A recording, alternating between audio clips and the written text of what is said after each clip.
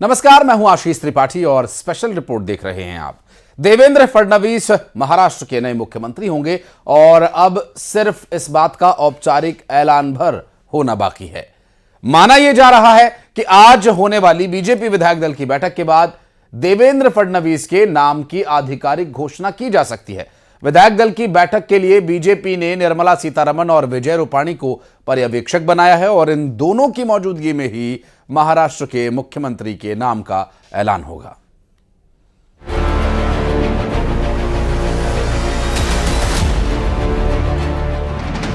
BJP आला कमान ने तय किया सीएम का नाम।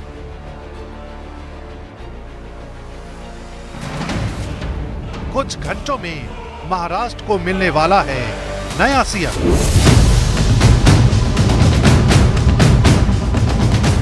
इसी फैसले पर मुहर लगाने के लिए निर्मला सीतारमण और विजय रूपाणी को पर्यवेक्षक बनाया गया है। इन दोनों की ही मौजूदगी में महाराष्ट्र के सीएम के नाम का औपचारिक ऐलान किया जाना है। विधायक दल की बैठक कब होगी, किस तारीख को होगी, तभी हम लोग वहां जाकर सबको मिलेंगे और फिर पूरा हाईकमांड को बताएंगे। महायुति को महाराष्ट्र की जनता ने अभूतपूर्व मैंडेट दिया है, लेकिन सीएम के नाम पर सहमति पर जो सस्पेंस बना है उसको लेकर नाराजगी की खबरें भी आ रही हैं। यही वजह है कि शिवसेना शिंदे गुट की तरफ से ऑल इज वेल का दावा किया जा रहा है। दीपक केसकर का कहना है कि कहीं कोई नाराजगी नहीं है। 99% संभावना देवेंद्र फडणवीस के सीएम होने की है। साहब ने तो क्लियर कट 5 दिन पहले बोला है कि मुझे कोई ये नहीं है, जो मोदी साहब और शाह साहब बोलेंगे मेरे लिए वो फाइनल है। वो तो 90% 99% तो देवेंद्र फडणवीस मुझे लगता है। वो और शिंदे साहब दोनों को हम लोग चाहते हैं, या तो शिंदे साहब बने या तो फडणवीस साहब बने, लेकिन शिंदे साहब का भी ऑनर रखना चाहिए, ऐसे मुझे लगता है। इस बीच महाराष्ट्र के कार्यवाहक सीएम एकनाथ शिंदे के बेटे श्रीकांत शिंदे ने उन दावों को खारिज कर दिया जिसमें यह कहा जा रहा था कि श्रीकांत शिंदे को महाराष्ट्र का डिप्टी सीएम बनाया जा सकता है। एक्स हैंडल पर श्रीकांत शिंदे ने ऐसी खबरों को अफवाह बताया है। कोई नाराजगी नहीं है। माननीय एकनाथ जी शिंदे साहब 4-5 दिन से बीमार थे, इसलिए मैं तबियत की पूछताछ करने यहाँ पर उनके घर आया था। फिर 1 घंटा सवा घंटा हम लोग साथ में बैठे, बातचीत हमारी वहाँ पर हुई है। 5 तारीख की तैयारी के बारे में भी उन्होंने मुझसे कुछ बातें की, मैंने भी उनसे कुछ कहा होगा करा, क्योंकि बाहर ही नहीं आए थे। तो मुझे ऐसा लगता है कि 5 तारीख का कार्यक्रम हमारा ऐतिहासिक कार्यक्रम ऊपर होगा।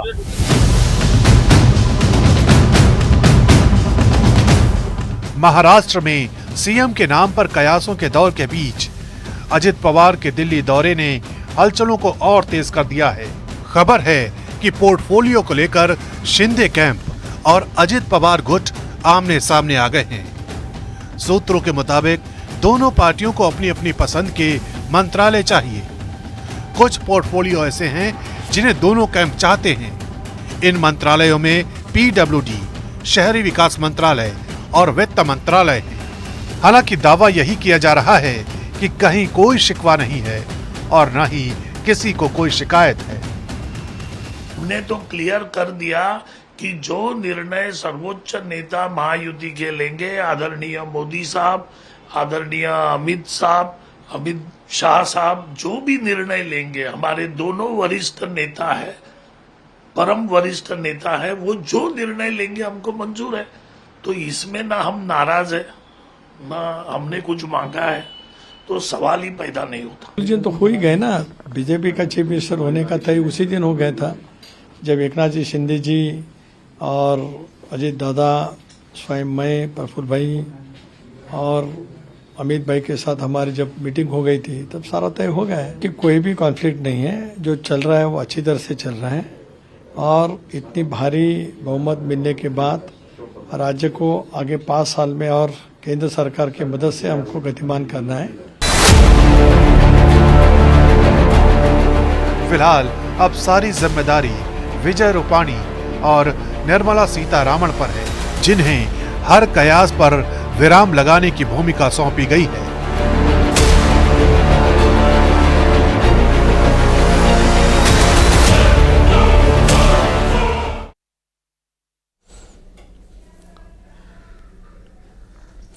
बागेश्वर धाम के पंडित धीरेन्द्र कृष्ण शास्त्री को जान से मारने की धमकी मिली। पंजाब से एक शख्स ने बाबा को धमकी दी, जिसके बाद पुलिस प्रशासन अब अलर्ट पर है। उनकी सुरक्षा बढ़ा दी गई। दरअसल सोशल मीडिया पर एक वीडियो सामने आया जिसमें एक शख्स बाबा को खामियाजा भुगतने की बात कह रहा है। दरअसल यह शख्स का कहना यह है कि बाबा बागेश्वर ने हरमंदिर साहब को लेकर एक बयान दिया था, जिससे माहौल खराब हो रहा है। हालांकि धीरेन्द्र कृष्ण शास्त्री ने इस बयान पर सफाई दी और कहा कि यह बयान संभल मस्जिद को लेकर दिया गया था, हरमंदिर साहब को लेकर कोई बयान नहीं दिया गया।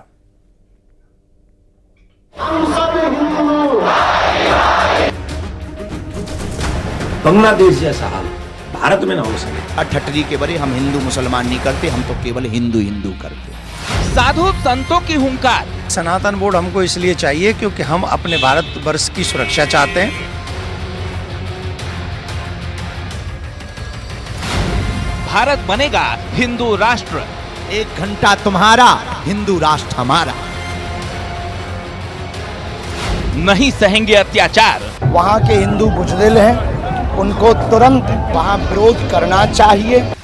कट्टरपंथियों का होगा हिसाब। जब तक हिंदुओं के खून में कट्टर हिंदुत्व का उबाल नहीं होगा, तब तक हम इस देश के लिए आज से अपने आप को समर्पित कर रहे हैं। स्वामी श्रद्धानंद, पंडित लेखराम और महाशय राजपाल के बलिदानों के करीब 100 साल बाद कोई साधक, कोई सन्यासी सनातन एकता की मशाल लेकर सड़कों पर उतरा। ये साधक सन्यासी कोई और नहीं, मध्य प्रदेश के छतरपुर में स्थित बागेश्वर धाम पीठ के पीठाधीश्वर पंडित धीरेन्द्र कृष्ण शास्त्री हैं। जात पात की करो विदाई, हम सब हिंदू, हम सब हिंदू।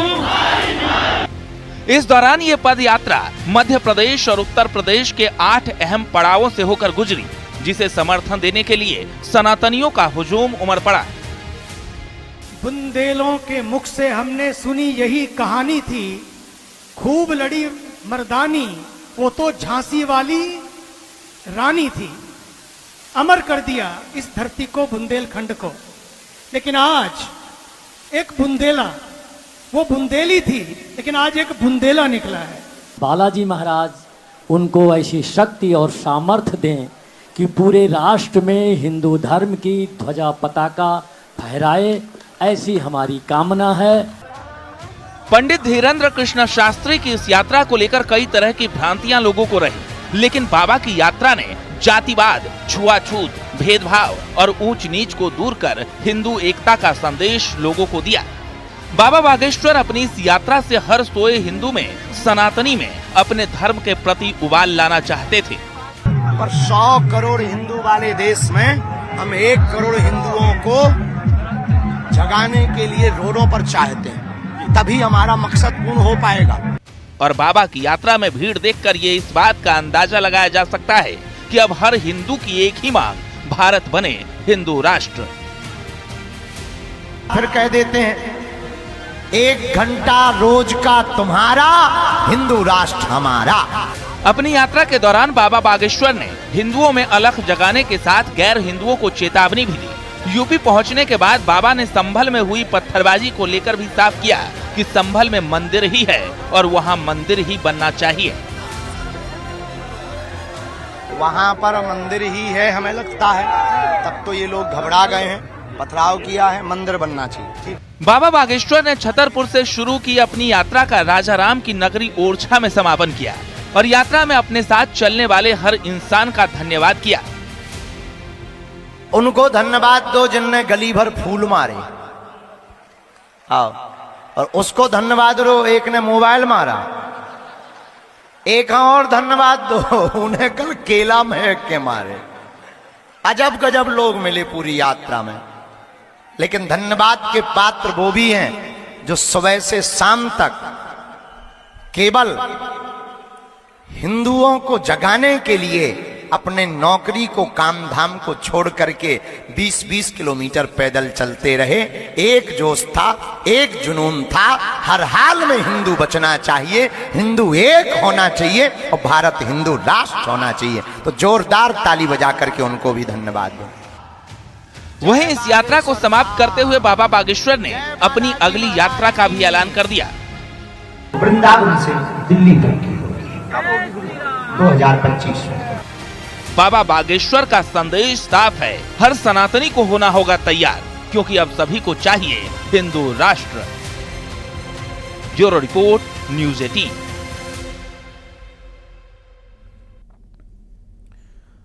और बांग्लादेश में हिंदुओं के खिलाफ हिंसा की कहानी थमने का नाम नहीं ले रही है। अब खबर यह है कि गिरफ्तार संत चिन्मय कृष्णदास के वकील पर जानलेवा हमला किया गया, और यही वजह है कि बांग्लादेश के खिलाफ विद्रोह और विरोध की आग अब तेज होती जा रही है। एक रिपोर्ट।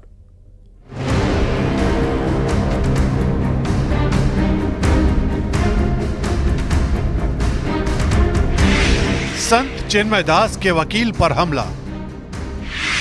आईसीयू में भर्ती चिन्मय दास के वकील रमेन रॉय।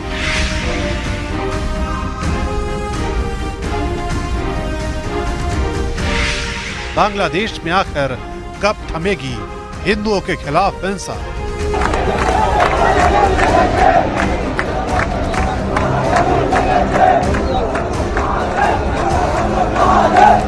ये तस्वीर बांग्लादेश में हिंदुओं के खिलाफ हिंसा का सच बयां करती है। चिन्मय दास के वकील रमेन रॉय की ये तस्वीरें बता रही हैं कि बांग्लादेश में हिंदू होना कितना बड़ा अपराध बन गया है। ये तस्वीर बता रही है कि अल्पसंख्यकों के साथ बांग्लादेश में क्या सलूक किया जाता है। रमेन रॉय को बांग्लादेश की कट्टरपंथी ब्रिगेड ने इस बात की सजा दी है कि उन्होंने संत चिन्मय दास का केस लड़ने की हिम्मत दिखाई। कोलकाता इस्कॉन के प्रवक्ता राधा रमण दास ने रमेन रॉय की ये फोटो शेयर की है। इस ट्वीट के जरिए जानकारी दी गई है कि रमेन रॉय के घर पर न सिर्फ लूटपाट की गई, बल्कि उन पर बेरहमी से हमला किया गया, जिसका नतीजा ये हुआ कि वो आईसीयू में एडमिट हैं। और ये सब इसलिए हुआ क्योंकि रमेन रॉय चिन्मय दास का केस लड़ रहे थे। हम आशा करते हैं कि चिन्मय कृष्ण दास को न्याय मिलेगा। आज हम देख रहे हैं कि बहुत दिनों से वो जेल के अंदर में हैं, बहुत ही कठिन परिस्थिति में हैं। लेकिन एक जो खबर मिली है कि उनके जो पिछले वकील थे रमेन रॉय, उनके ऊपर लास्ट वीक में जो हमला हुआ था, तो वो बहुत ही सीरियस अवस्था में है, आईसीयू में है। तो हम ये भी रिक्वेस्ट करते हैं बांग्लादेश गवर्नमेंट से कि जो भी चिन्मय कृष्ण प्रभु के एडवोकेट हैं या उनको डिफेंड करने के लिए आ रहे हैं, उनको सुरक्षा प्रदान की जाए। अगर उनको सुरक्षा प्रदान नहीं की जाएगी तो हमने देखा कि लास्ट वीक उनके साथ में जो भी आया था उनके साथ खड़ा होना। बांग्लादेश में हो रही इस हिंसा पर देश भर की सियासत में जबरदस्त उबाल है। सत्ता पक्ष जहां इस मुद्दे पर विपक्ष पर सेलेक्टिव नैरेटिव का आरोप लगा रहा है, वहीं विपक्ष इस मुद्दे पर सरकार से सवाल कर रहा है। उधर बीएसपी सुप्रीमो मायावती ने भी बांग्लादेश में हिंदुओं के साथ बर्बरता पर अपनी चिंता जताई है। बांग्लादेश में अल्पसंख्यक समुदाय के साथ जिस तरह की क्रूरता की जा रही है, उसकी चर्चा दुनिया भर के अखबारों में हो रही है। यही वजह है कि बांग्लादेश सरकार के खिलाफ विरोध की आवाज तेज होती जा रही है।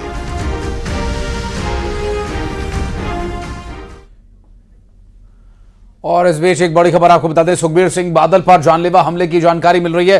स्वर्ण मंदिर यानी श्री हरमंदिर साहब के बाहर जानलेवा हमला किए जाने की खबर है। स्वर्ण मंदिर के बाहर गोली मारे जाने की कोशिश की गई। पुलिस ने हमलावर को काबू कर लिया और दरबार साहिब के गेट पर गोली मारने की कोशिश की गई सुखबीर सिंह बादल को। सुखबीर सिंह बादल जो कि यहां पर पहुंचे, कल दा फरार सी ते फिर भगवंत मान जी काहदी इंतजार करते पे सही मौका नहीं सी कल मिलिया, फिर ਉਹਨੂੰ ਇਸ ਕਰਕੇ ਰੁਕਿਆ ਗਿਆ ਸੀ। ਫਿਰ ਕੱਲ ਦਾ ਮੈਂ ਪੁਲਿਸ ਤੋਂ ਜਵਾਬ ਪੁੱਛਦਾ ਇਸ ਗੱਲ ਦਾ, ਜੇ ਉਹਨਾਂ ਨੂੰ ਪਤਾ ਸੀ ਵੀ ਕੱਲ ਦਾ ਇੱਥੇ ਘੁੰਮਦਾ ਸੀ ਤੇ ਫਿਰ ਕੀ ਉਹਨੂੰ ਚਾਹੁੰਦੇ ਸੀ ਵੀ ਨਿਸ਼ਾਨਾ ਕਿਤੇ ਮਿਸ ਨਾ ਹੋ ਜਾਵੇ, ਵੀ ਇਸ ਮੌਕੇ ਅਟੈਕ ਕੌਣ ਜਵਾਬ ਦੇ ਇਸ ਵੇਲੇ ਪੰਜਾਬ ਦੇ ਡੀਜੀਪੀ ਸਾਹਿਬ ਨੂੰ ਨਹੀਂ ਪੁੱਛਦਾ। 2016 ਚ ਵੀ ਚੀਮਾ ਸਾਹਿਬ ਰਾਮਦਾਸ ਦੇ ਦਰਬਾਰ ਤੇ ਜਾਰੀ ਰਹੇਗੀ, ਉਹਦੇ ਤੇ ਭਰੋਸਾ ਆ ਸਾਨੂੰ, ਨਾ ਤਾਂ ਪੰਜਾਬ ਦੀ ਪੁਲਿਸ ਤੇ ਭਰੋਸਾ ਆ, ਨਾ ਸਰਕਾਰਾਂ ਤੇ ਭਰੋਸਾ ਆ, ਗੁਰੂ ਦੇ ਦਰ ਤੇ ਭਰੋਸਾ ਆ।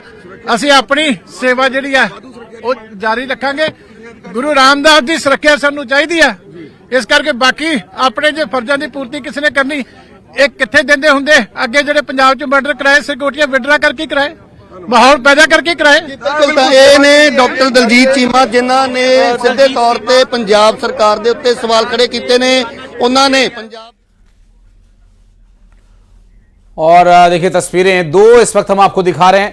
एक तरफ जहां सुखबीर सिंह बादल पर हमले की कोशिश करता गनमैन पकड़ा गया और एक हाथ में पिस्तौल लेकर वो आगे बढ़ा और अचानक उसे वहां पर मौजूद एक सेवादार ने पकड़ लिया उसका हाथ। सुखबीर बादल वहां पर बैठे हुए थे, श्री हरमंदिर साहब के बाहर की यह घटना है। और देखिए अचानक वहां पर कुछ देर के लिए अफरा तफरी का सा माहौल हुआ। और अभी आप सुन रहे थे दलजीत चीमा को, पूर्व पंजाब सरकार में मंत्री रह चुके हैं दलजीत चीमा और अकाली दल बादल के बड़े और कद्दावर नेता हैं। और ये देखिए जो फायर हुआ वो श्री हरमंदिर साहब की दीवार पर जाकर लगा। हालांकि फायर करने वाले को मौके पर तुरंत ही पकड़ लिया गया और उसने जैसे ही जेब से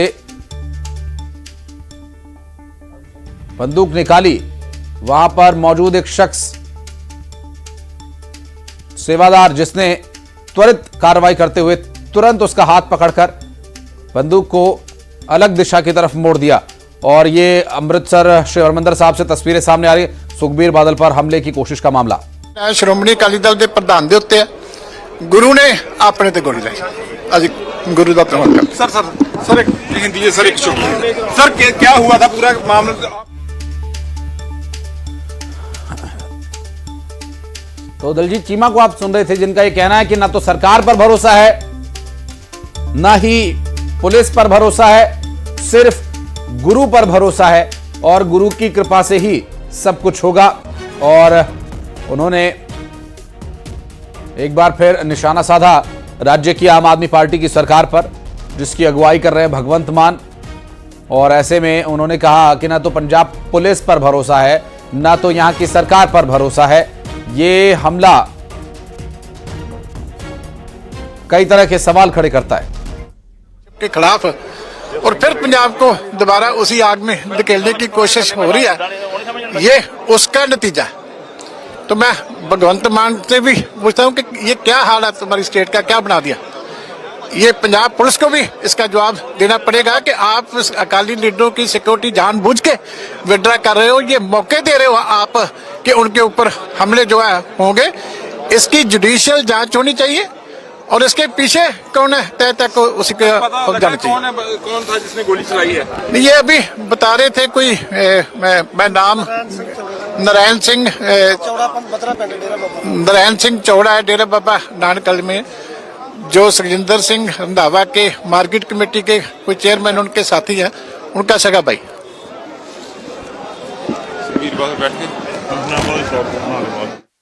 आप सुन रहे थे दलजीत सिंह चीमा का ये कहना है कि ये पंजाब की सरकार की नाकामी और पंजाब सरकार का ये जो नाकाम मॉडल है जो पंजाब को इस स्थिति में ले आया, आतंकवाद के दौर से निकल कर आया पंजाब, जिसे एक बार फिर आतंकवाद की ओर ढकेलने का प्रयास राज्य की सरकार कर रही है, ऐसा आरोप है दलजीत सिंह चीमा का।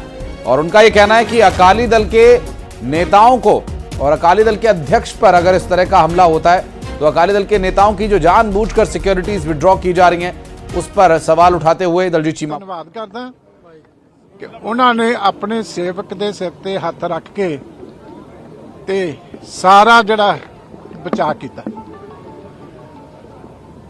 और इस घटना की मैं पार्टी वालों निखेधी भी करदा और ये पंजाब वास्ते जिहड़ी है एक घटना बहुत वड्डी घटना कि असी पंजाब नूं दोबारा किहड़े दौर दे विच धक रहे हैं। मतलब एक सिख अज मैनूं गल करन दे पहला असी पंजाब दे विच जिहड़ी बड़ियां वड्डियां कुर्बानियां दे के बड़े वड्डे जवानी दा घान होया, उस माहौल दे विचों जिहड़ी है बड़ी संगत दी किरपा दे नाल, गुरु दी किरपा दे नाल जिहड़ा पंजाब बाहर निकलिया सी। अज मैं पंजाब दे मुख मंत्री साहब नूं पुछदा कि ਇਹ ਤੁਸੀਂ ਪੰਜਾਬ ਨੂੰ ਕਿਹੜੇ ਪਾਸੇ ਲੈ ਕੇ ਜਾਣਾ ਚਾਹੁੰਦੇ ਹੋ ਕਿ ਅੱਜ ਫੇਰ ਦਰਬਾਰ ਸਾਹਿਬ ਦੇ ਗੇਟ ਦੇ ਉੱਤੇ ਸ਼ਾਂਤੀ ਦੇ ਨਾਲ ਸੇਵਾ ਕਰ ਰਹੇ ਗੁਰਸਿੱਖ ਦੇ ਉੱਤੇ ਇਸ ਤਰ੍ਹਾਂ ਦਾ ਹਮਲਾ ਹੋਣਾ, ਇਹ ਮੈਂ ਸਮਝਦਾ ਸੂਬੇ ਦੀ ਲਾ ਐਂਡ ਆਰਡਰ ਵਿਵਸਥਾ ਵਾਸਤੇ ਵੀ ਬਿਲਕੁਲ 100% ਉਹਦਾ ਫੇਲਰ ਰਿਹਾ। ਮੁੱਖ ਮੰਤਰੀ ਸਾਹਿਬ ਨੂੰ ਅਸਤੀਫਾ ਦੇਣਾ ਚਾਹੀਦਾ। ਦੂਜੀ ਗੱਲ, ਹਮਲਾਵਰ ਮੌਕੇ ਤੇ ਫੜਿਆ ਗਿਆ ਔਰ ਡੇਰਾ ਬਾਬਾ ਨਾਨਕ ਦਾ ਇੱਕ ਤਾਂ ਜਿਹੜੇ ਸਿਕਿਉਰਿਟੀ ਵਾਲੇ ਜਵਾਨਾਂ ਦਾ ਵੀ ਮੈਂ ਧੰਨਵਾਦ ਕਰਦਾ ਕਿ ਬੜੀ ਦਲੇਰੀ ਦੇ ਨਾਲ ਵੱਡਾ ਯਤਨ ਹੈ। ਇਹਦੇ ਪਿੱਛੇ ਬੜੀਆਂ ਵੱਡੀਆਂ ਤਾਕਤਾਂ, ਬੜੀਆਂ ਵੱਡੀਆਂ ਏਜੰਸੀਆਂ ਲੱਗੀਆਂ ਹੋਈਆਂ। ਤੁਸੀਂ ਦੇਖੋ, ਇਹੀ ਇਨਸਾਨ, ਮੈਂ ਬਹੁਤ ਵੱਡਾ ਸਵਾਲ ਖੜਾ ਕਰ ਰਿਹਾ ਸਾਰੀਆਂ ਏਜੰਸੀਆਂ ਤੇ, ਪੰਜਾਬ ਸਰਕਾਰ ਤੇ, ਕੇਂਦਰ ਦੀਆਂ ਏਜੰਸੀਆਂ ਤੇ, ਸਰਕਾਰਾਂ ਤੇ। ਇਹੀ ਇਨਸਾਨ ਜਿਹਨੇ ਅੱਜ ਇੱਥੇ ਸਰਦਾਰ ਸੁਖਬੀਰ ਸਿੰਘ ਬਾਦਲ ਸਾਹਿਬ ਤੇ ਹਮਲਾ ਕੀਤਾ ਹੈ, ਉਹ ਕੱਲ ਵੀ ਦਰਬਾਰ ਸਾਹਿਬ ਦੇ ਵਿੱਚ ਫਿਰਦਾ ਸੀ। ਸਰਕਾਰ ਦੀ ਪੁਲਿਸ ਨੇ ਕੱਲ ਉਹਨੂੰ ਆਇਡੈਂਟੀਫਾਈ ਕਰਕੇ ਪਤਾ ਨਹੀਂ ਉਹਨੂੰ ਪਾਸੇ ਕੀਤਾ ਨਹੀਂ ਕੀਤਾ, ਤੇ ਕੀ ਜ਼ਿੰਮੇਵਾਰੀ ਨਹੀਂ ਬਣਦੀ ਸੀ ਕਿ ਇਹੋ ਜਿਹੇ ਬੰਦੇ ਨੂੰ ਡਿਟੇਨ ਕੀਤਾ ਜਾਂਦਾ। ਕੱਲ ਦਾ ਜਿਹੜਾ ਇਹਨਾਂ ਨੇ ਛੱਡਿਆ ਉਹਨੂੰ, ਉਸ ਕਾਰਨ ਅੱਜ ਦਾ ਜਿਹੜਾ ਇਹ ਹਾਦਸਾ ਵਾਪਰਿਆ। ਚਲੋ ਗੁਰੂ ਸਾਹਿਬ ਨੇ ਅੰਗ ਸੰਗ ਸਹਾਈ ਹੋ ਕੇ ਬਚਾਅ ਕੀਤਾ, ਬਚਾਅ ਰੱਖਿਆ, ਸਿਰ ਤੇ ਮਿਹਰ ਭਰਿਆ ਹੱਥ ਰੱਖਿਆ, ਕਿਉਂਕਿ ਇੱਕ ਨਿਮਾਣਾ ਸਿੱਖ ਗੁਰੂ ਰਾਮਦਾਸ ਦੇ ਦਰਬਾਰ 'ਚ, ਗੁਰੂ ਸਾਹਿਬ ਦੇ ਚਰਨਾਂ 'ਚ ਜਦੋਂ ਸੇਵਾ ਕਰਨ ਆਉਂਦਾ ਹੈ, ਗੁਰੂ ਸਾਹਿਬ ਆਪ ਅੰਗ ਸੰਗ ਸਹਾਈ ਹੋ ਕੇ ਉਹਦੀ ਰੱਖਿਆ ਕਰਦੇ ਆ। ਪਰ ਸਰਕਾਰਾਂ ਤੇ ਏਜੰਸੀਆਂ ਦਾ ਰੋਲ ਕੀ ਹੈ? ਇਹ ਬੰਦਾ ਕੱਲ ਵੀ ਇੱਥੇ ਸੀ। ਮੇਰਾ ਸਵਾਲ ਹੈ ਪੰਜਾਬ ਸਰਕਾਰ ਨੂੰ, ਮੇਰਾ ਸਵਾਲ ਹੈ ਪੰਜਾਬ ਦੀਆਂ ਇੰਟੈਲੀਜੈਂਸ ਏਜੰਸੀਆਂ ਨੂੰ, ਮੇਰਾ ਸਵਾਲ ਹੈ ਕੇਂਦਰ ਦੀਆਂ ਏਜੰਸੀਆਂ ਨੂੰ ਜਿਹੜੀਆਂ ਇੱਥੇ ਫਿਰਦੀਆਂ, ਇੱਥੇ ਕੀ ਕਾਰਵਾਈ ਕੀਤੀ ਫਿਰ ਉਹਦੇ ਤੇ ਕੱਲ? ਕੀ ਇਹਦੇ ਵਿੱਚ ਸ਼ਮੂਲੀਅਤ ਹੈ ਉਹਨਾਂ ਦੀ? ਕੀ ਇਹ ਸਾਰਿਆਂ ਦੀ ਮਿਲੀ ਭੁਗਤ ਹੈ ਜਿਹੜੀ ਉਸ ਕਾਰਨ ਇਹ ਹਮਲਾ ਕਰਾਇਆ ਗਿਆ? ਇਨਪੁਟ ਸਾਨੂੰ ਅਫਸਰ ਦੱਸੀ ਜਾਂਦੇ ਆ। ਮੈਂ ਤੁਹਾਨੂੰ ਆਪਦੇ ਫੋਨ ਤੇ